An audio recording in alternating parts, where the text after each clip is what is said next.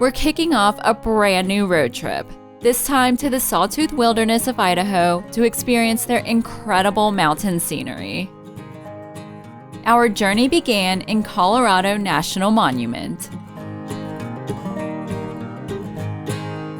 If you were to cram the entire American Southwest into one park, it would be this one. It's a dense pocket of sandstone cliffs, monolith towers, canyons, and spanning vistas. But this is actually not our first time visiting. Years back, Dave and I stayed in the park's campground with Biscuits, our sweet fur baby at the time, to watch a new meteor shower caused by a passing comet. Back then, we simply car camped with a tent attached to the trunk of our car. While we only saw a handful of shooting stars, we both vividly remembered that night because it was the first time we saw the Milky Way. This time around, with Hatch in tow, we simply drove the park's scenic Rimrock Road. The 23-mile drive was narrow, steep, and had 3 sandstone tunnels to squeeze through. But it provided spectacular views the entire way.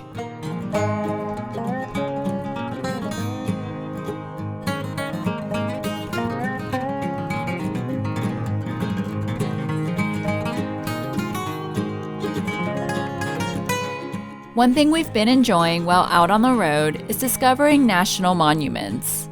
We've been guilty of overlooking them in the past, but have quickly learned that they are just as beautiful as national parks.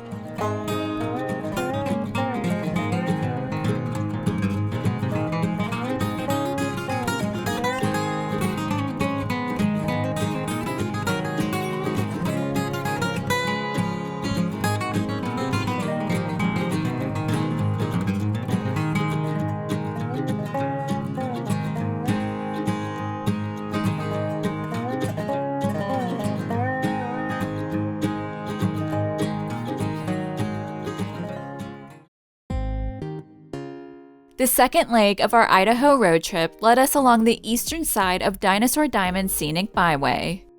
This region encompasses one of the highest concentrations of dinosaur fossils in the world. It's also a gorgeous drive through a remote landscape of high plateaus and arid desert terrain. And on top of that, the byway features a multitude of Native American rock art that we're going to see today.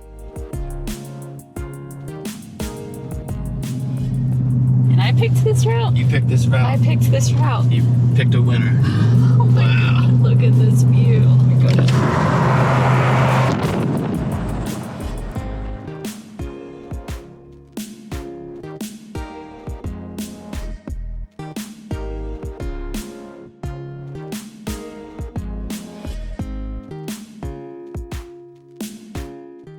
To see the rock art, we first had to climb over Douglas Pass. Now, on any other day, we take our time enjoying the views over this 8,000-foot mountain pass. But on this particular day, the area was under a high wind warning, with predicted gusts of 75 miles per hour. And since we could already see dust blowing up and over the road, we were in a slight rush to get through.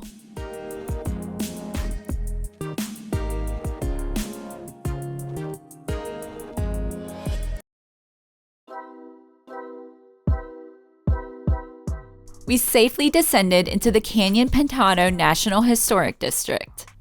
It protects over 16,000 acres containing over 400 archaeological sites. While Hatch peacefully slept in his doggy loft, we braved the wind to check some out. It's just a little windy out here. A little breezy. But we're still gonna see the rock art. We were surprised to find that several sites were easily accessible from designated pullouts. Some were even visible right off the byway. Hatch goes right off the road right there. Isn't that cool? That's wild.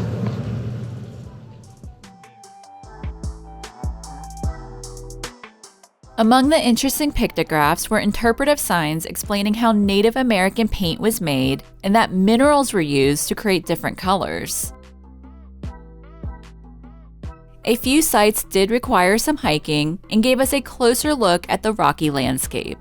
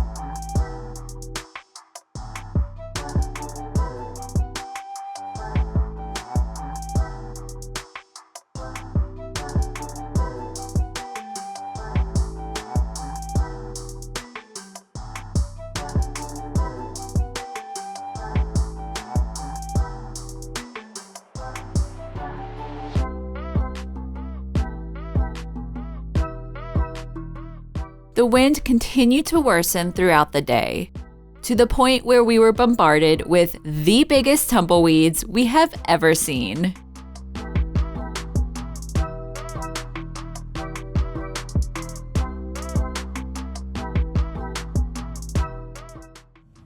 Whoa, that's the size of a bear. Good Lord.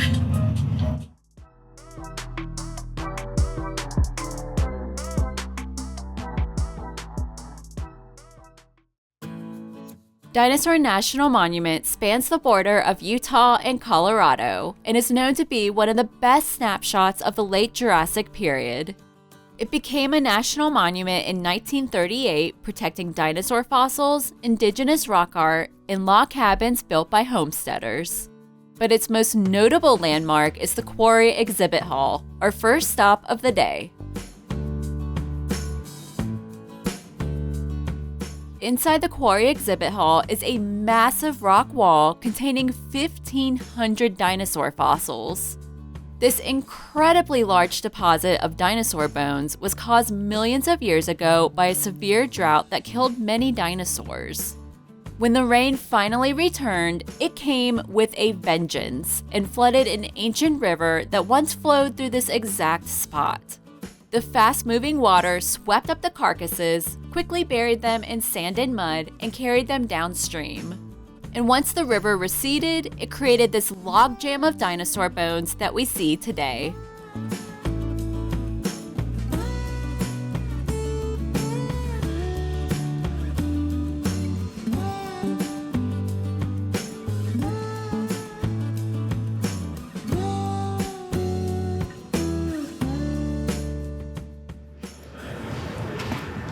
Shannon for scale. Look at this one over here. This is as big as you are. Mm-hmm. That's like a toe bone. It's like a toe bone. It's so big. Mm-hmm.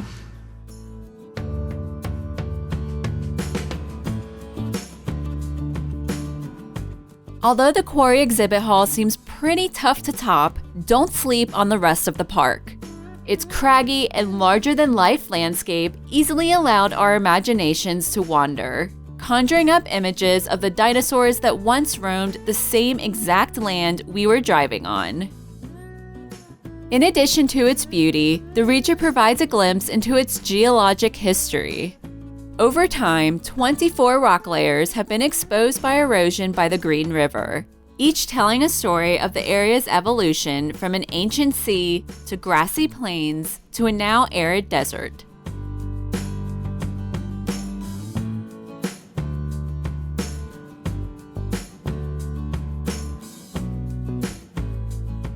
Dinosaur also has a rich cultural history due to its natural resources. Archaeological remains like stone tools, granaries, and rock art revealed that people have lived in the area for at least 10,000 years.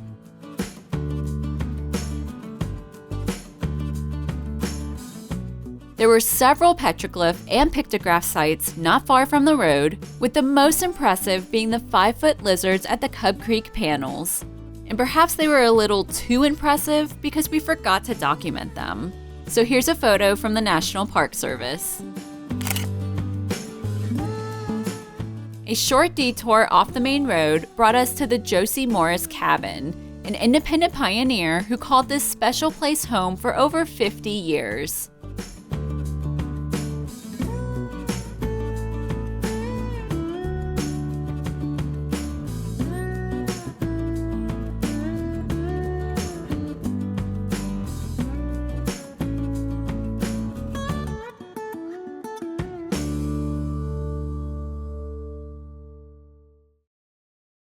Now, dinosaurs may have roamed the National Monument over 150 million years ago, but if you look closely, there are quite a few still lingering around the city of Vernal.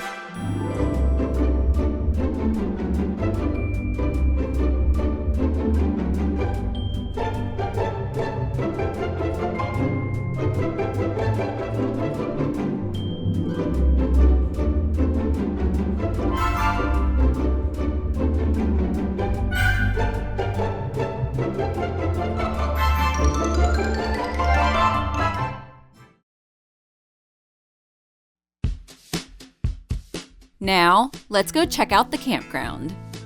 We were staying at the Vernal Dinosaur Land KOA, located about 30 minutes west of the National Monument.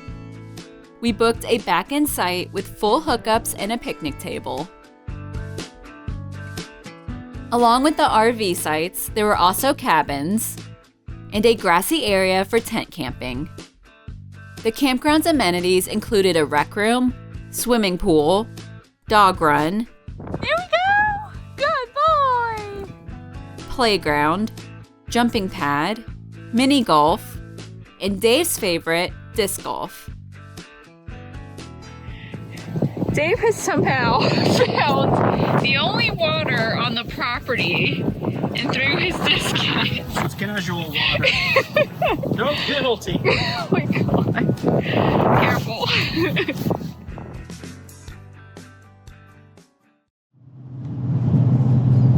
Alright, well we made it out of Vernal, Utah without getting attacked by any dinosaurs. So that was a win. We're now on our way to explore the Flaming Gorge. Ready? Ready, I'm full of McDonald's and ready to go. Idaho is finally within sight. For this leg, we are leaving Dinosaur, stopping halfway to explore the southern edge of the Flaming Gorge, then driving into Idaho to the historic town of Arco. The landscape outside of Dinosaur was just as beautiful and interesting as the monument. Signs along Highway 191 pointed out the different geologic rock layers, what type of fossils were found within that layer, and defined what geologic period it existed in.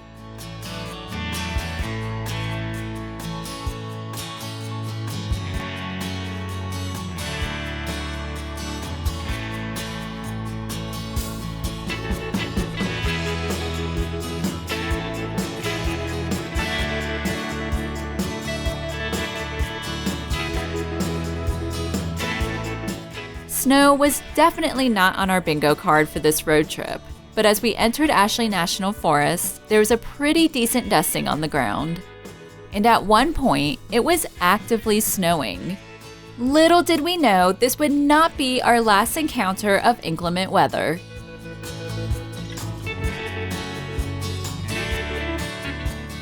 We made a quick stop at the Flaming Gorge Dam and picnic area.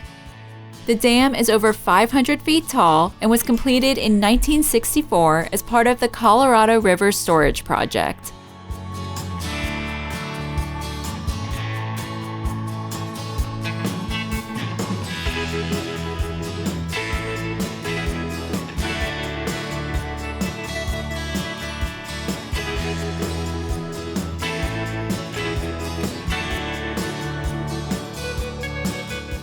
Our first spectacular view of the distinguished red cliffs that gave Flaming Gorge its name was at the Sheep Creek Overlook.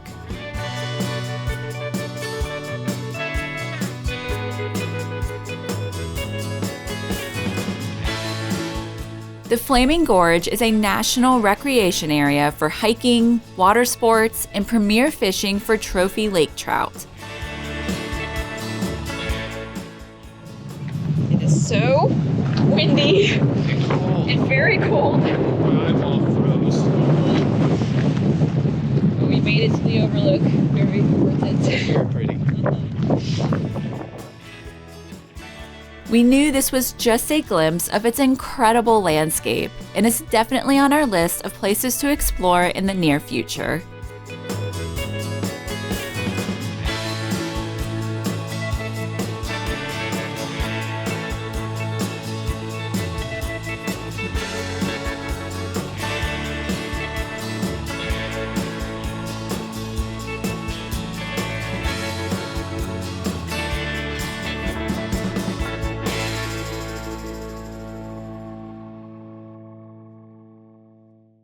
Now, we would go check out the campground, which I had planned to film the next day, but we woke up to this.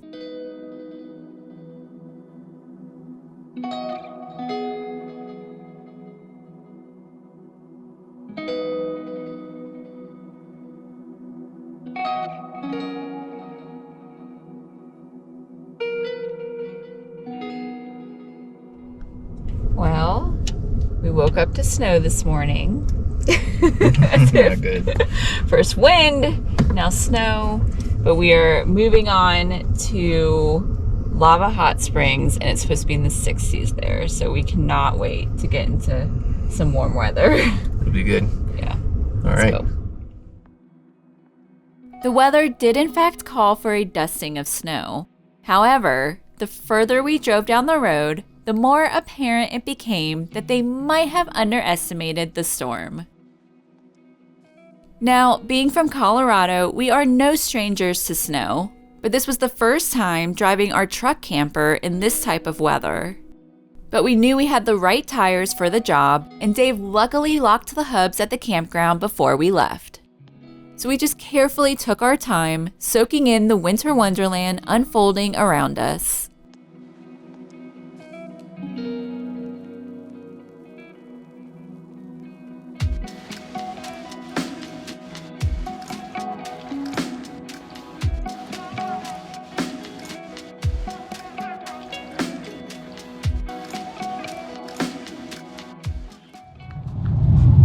Made it out of the snow. We're in Wyoming. Dave is in his happy place because there's nothing around. It is so pretty.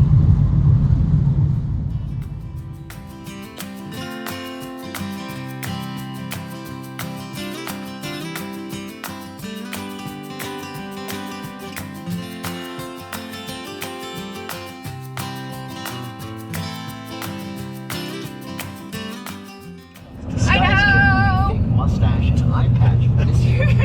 Oh, I don't know if I got that or not, but I tried. That's why I drive in Shannon Films. Here we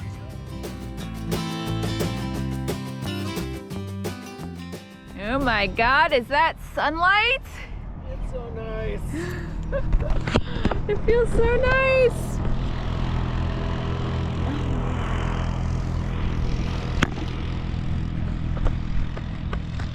We made it to Lava Hot Springs. We have a couple hours until we can check into our our RV site. So we're just gonna hang out and check out town, I guess. Yeah, get some work done. Yeah. All right, change of plans. Since we got to the Lava Hot Springs way earlier than expected, we're gonna push on and drive about 1.5 more hours to the craters of the moon. Ready? Yes, yes. We weren't very far into Idaho, but its scenery was already proving to be pristine and beautiful.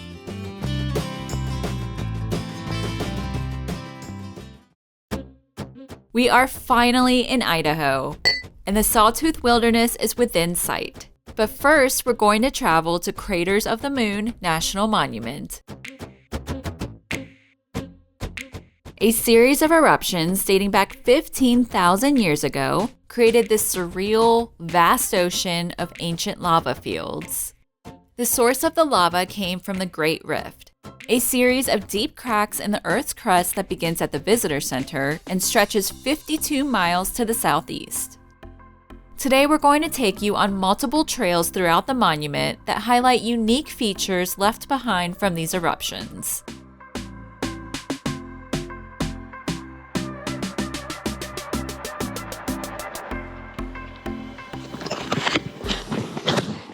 Coming at you live.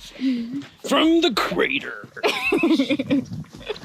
We're in Craters of the Moon National Monument on our first trail on a boardwalk above this lava field. We got wood like lava. We got hooey hooey. Pretty cool. Pretty cool.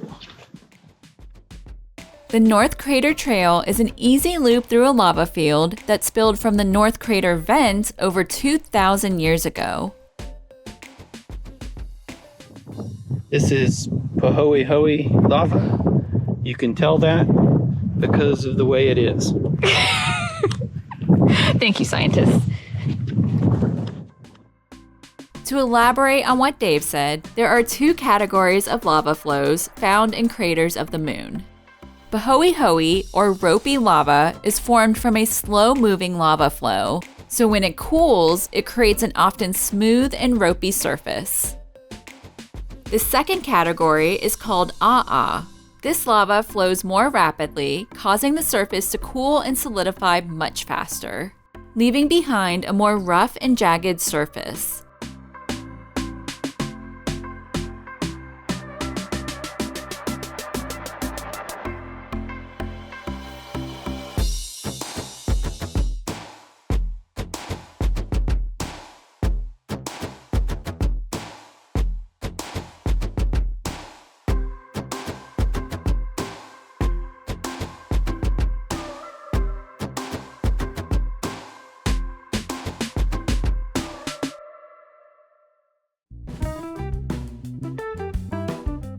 Thousands of years ago, nearby volcanoes erupted so violently that they tore themselves apart. Their huge remnants were then carried down by rivers of lava to this very spot. And over time, seeds of various plants took root, creating what is now called the Devil's Orchard.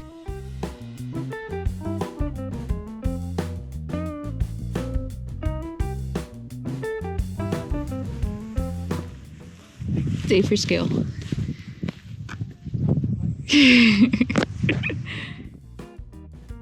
It was indeed strange seeing colorful, delicate lichen growing in such a craggy, desolate environment.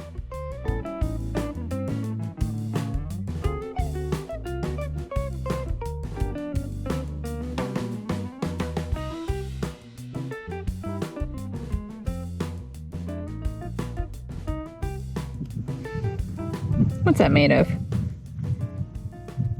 Put my hand in there. Our favorite hike in the monument was the Spatter Cone Trail. Spatter cones are these beautiful mini volcanoes that were created during the dwindling stages of an eruption. And the trail led directly inside one of them.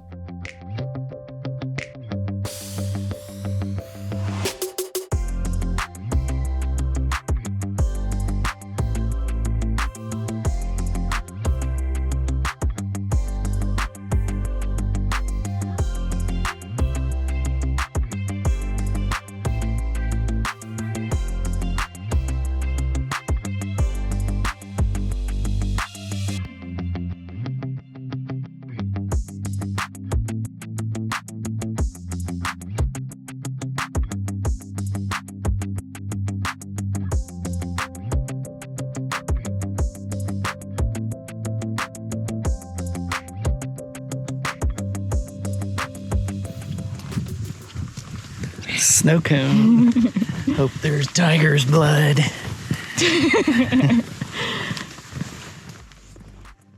The trail also led to a small, deep crater called the Snow Cone, named for the snow that accumulates at the bottom year-round.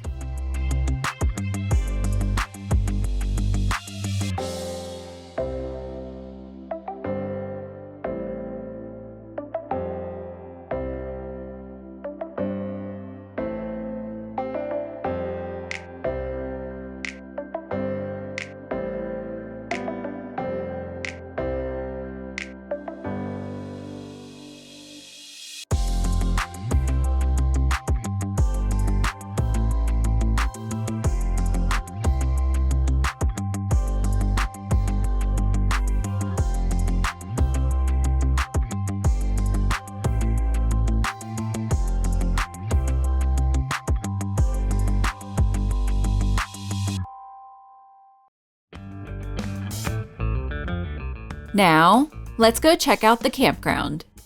We were staying at the Craters of the Moon Arco KOA, located 20 minutes east of the National Monument. We booked a pull-through site with full hookups that came with a fire pit and picnic table. The campground also had a few cabins and grassy sites for tent camping, along with a swimming pool, playground, dog run, and an added bonus of being serenaded with the national anthem every evening from the compound next door.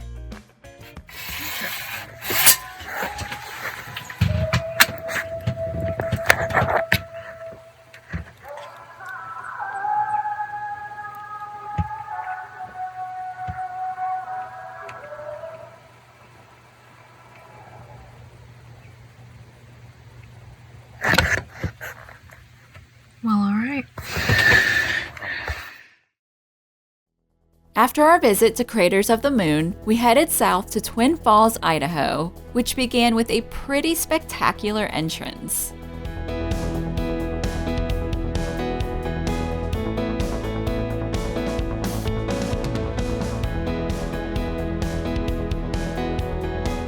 To reach the city of Twin Falls, we first had to drive across the Perrine Bridge. It spans the Snake River Canyon, sitting nearly 500 feet above the river, making it the 8th tallest bridge in the country. And apparently there are people that look at this massive bridge and think, I'm gonna jump off that thing.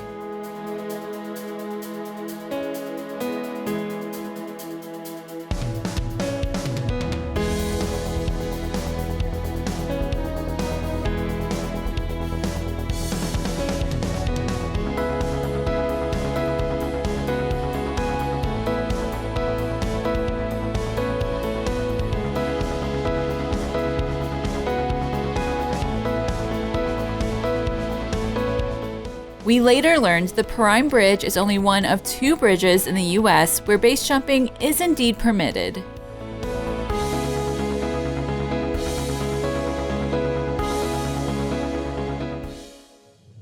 All right, when in Idaho, get Idaho chips. All that watching people plummet to their near death has made me hungry. So, in the parking lot of the visitor center. Idaho potato chips. Pretty fresh. Yeah.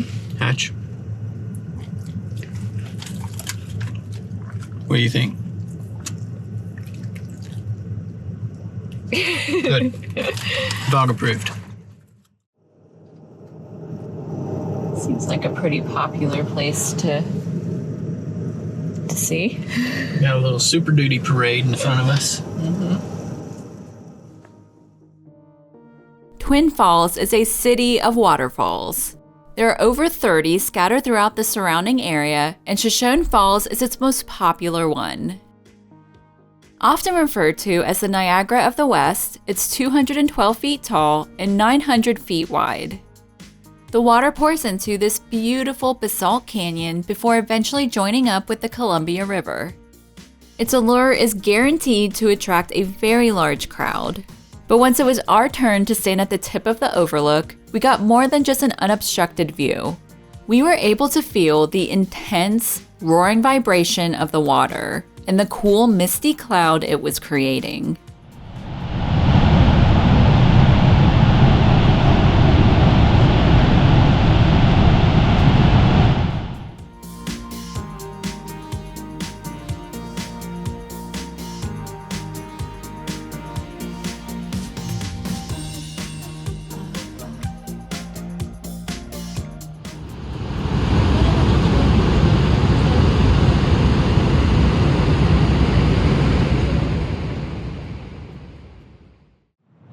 We can't go to Twin Falls, Idaho without seeing the Twin Falls. We don't know what it's going to look like, but we're going to go check it out. There's nobody here, so it must be pretty spectacular. Yeah, Shoshone Falls was extremely crowded, very difficult to maneuver through, but we are the only ones here in Twin Falls. Oh, and it only flows at certain times because it's dammed up by hydroelectric. Oh. So maybe it's not flowing. Oh, it's flowing. Oh, it's flowing? All right. It's big. Let's go see it. Twin Falls doesn't exactly live up to its name anymore. In the 1930s, hydroelectric power and rural electrification were major priorities. And as a result, a hydropower plant was built in the South Channel and completely blocked it. So today, only one sibling flows into the Snake River, while the other supplies hydroelectric energy to nearby homes and businesses.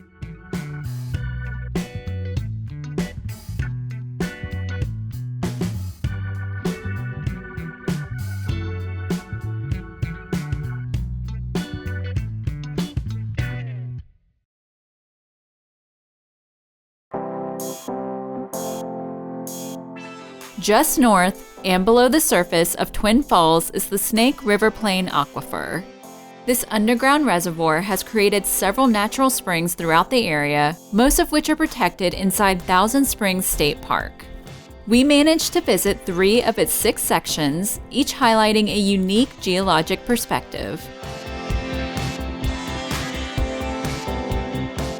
Box Canyon showcases this incredibly clear and very blue pool of spring water that could be easily seen with just a short walk to an overlook.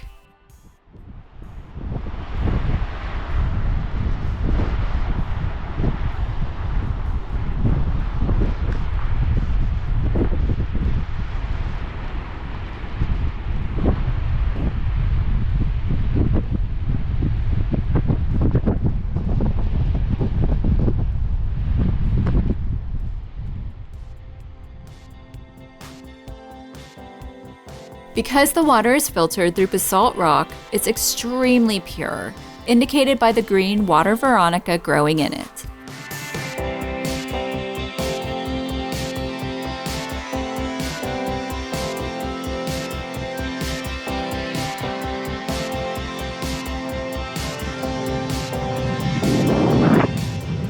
Dang, look at that waterfall. That's pretty cool. That's cool. All from a natural spring. Yeah. Oh yeah, look at how clear that river is.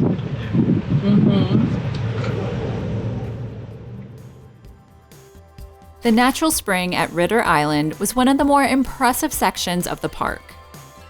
The trail ran beside a crystal clear stream before leading us directly to the base of Lemon Falls.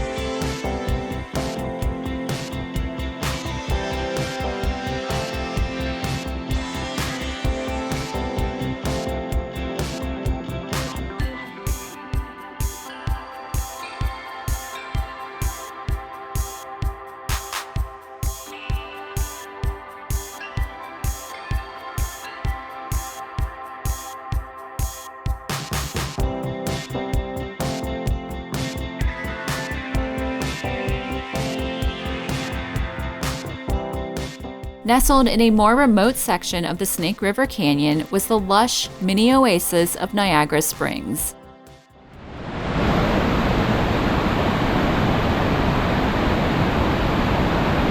That's insane. Just coming out of the side of the mountain.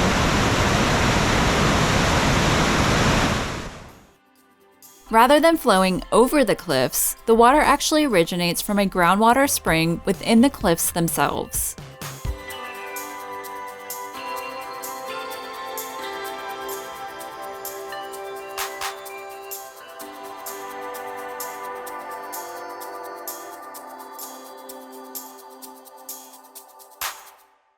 Now, let's go check out the campground.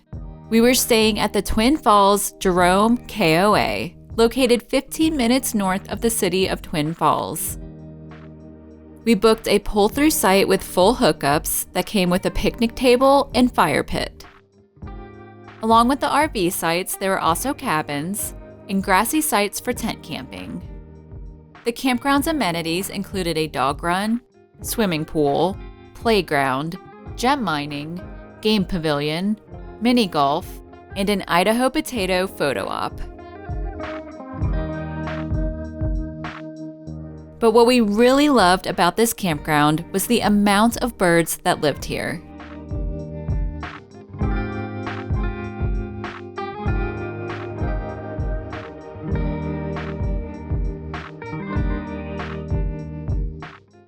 Towards the back of the property was a small deck overlooking a pond where we would just sit and listen.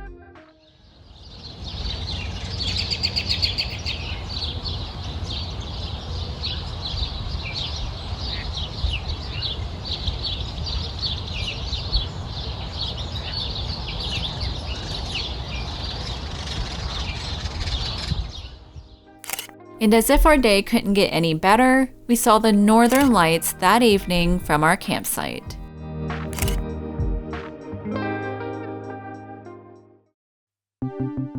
It's time for us to leave the city of Twin Falls and head north into the Sawtooth Wilderness.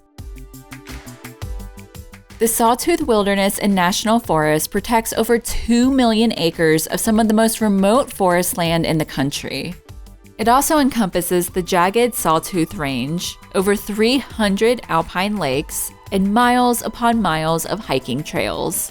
And Dave and I wanted to experience the solitude and pristine beauty of it all. We were slightly worried about our timing because, as you can see, a snowstorm hit the Sawtooths the week before our arrival.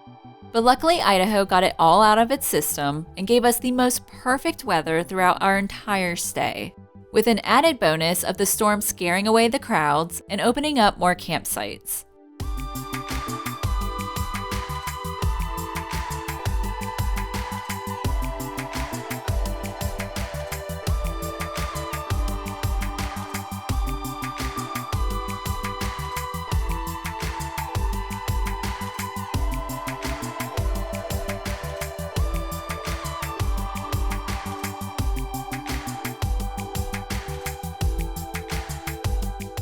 Our home base was right around the small town of Stanley. Its population is just over 100 people and had all the basic supplies we needed, like a really great grocery store that we discovered when Hatch got loose in the parking lot and decided to run inside.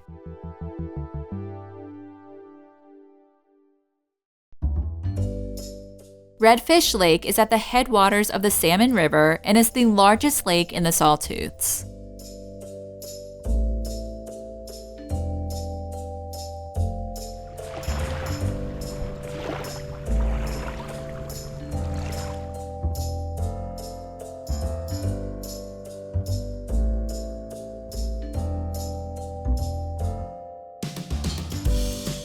We spent an afternoon picnicking on the North Shore, simply soaking in the fact that we were finally here.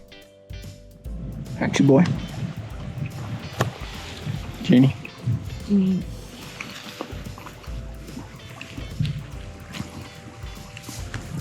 picked up some wild huckleberry jelly from a store in Stanley. And then we got some meats and cheeses and crackers and a beautiful view. And a doggy. And a doggy. Behind the doggy, another beautiful view.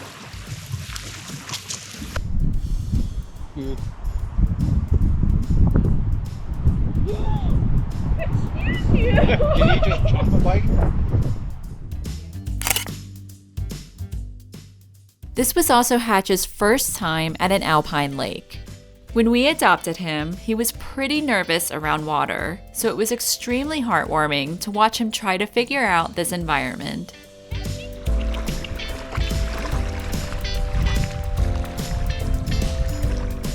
Hey, baby.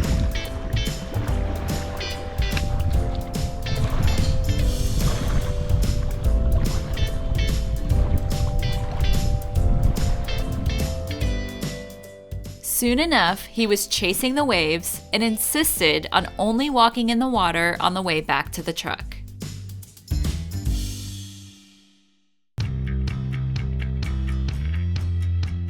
Stanley Lake is a popular spot for fishing and boating, with closer views of the Sawtooth Mountains. We began walking along the lakeshore trail until we couldn't. You think the trail is usually like this? Or? I said lake shore, not lake trail. A nearby sign explained that a massive 6.5 magnitude earthquake hit the area in 2020. The shaking was so intense that it added pressure to the water in saturated sediments around the lake, causing the ground along the western shore to behave like liquid in a process called soil liquefaction. So within a matter of minutes, the popular inlet beach and trail sank and slid right into the lake. Nearly 2 acres of land ended up disappearing in the process.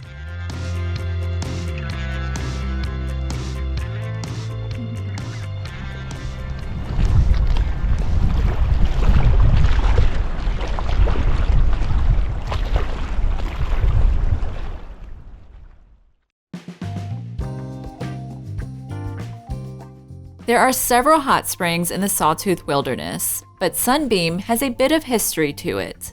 Sitting next to the hot spring is a preserved stone bathhouse that was built by the CCC in 1937. The hot water was diverted through a pipe to the Salmon River, where it was cooled down before being returned to the bathhouse.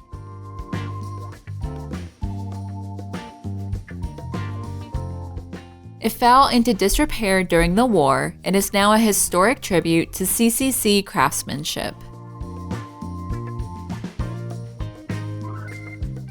There was a small pool downstream from the hot spring, but unfortunately, the river was too high for us to get in.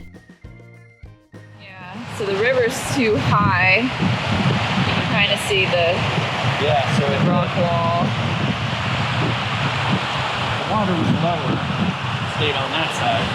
Yeah.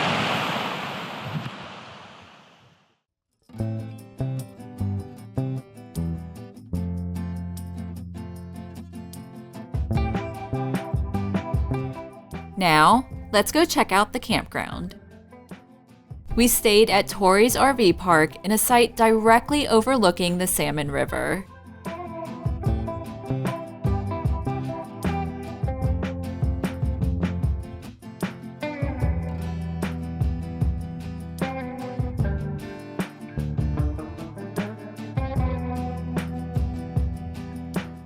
The campground only had a handful of sites that somehow had full hookups, a huge luxury for such a remote place.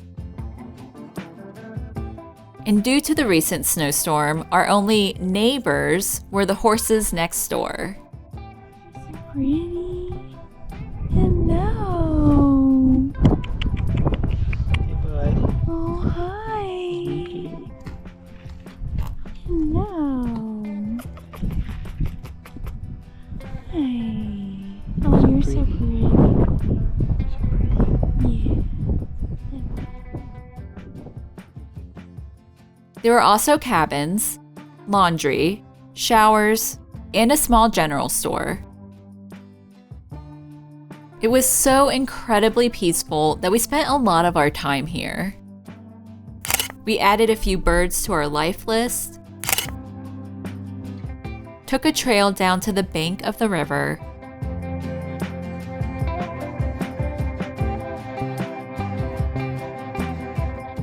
and just overall recharged our batteries. Minus that one time I thought I heard a mountain lion. What's that noise? What? I'm going. I am going.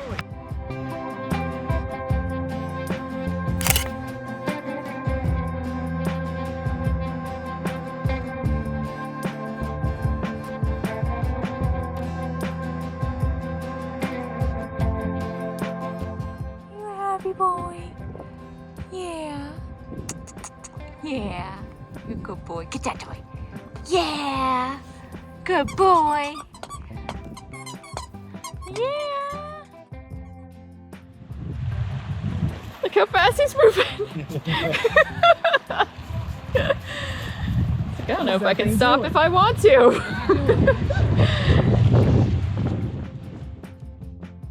We could not have imagined a better way to end our Idaho journey.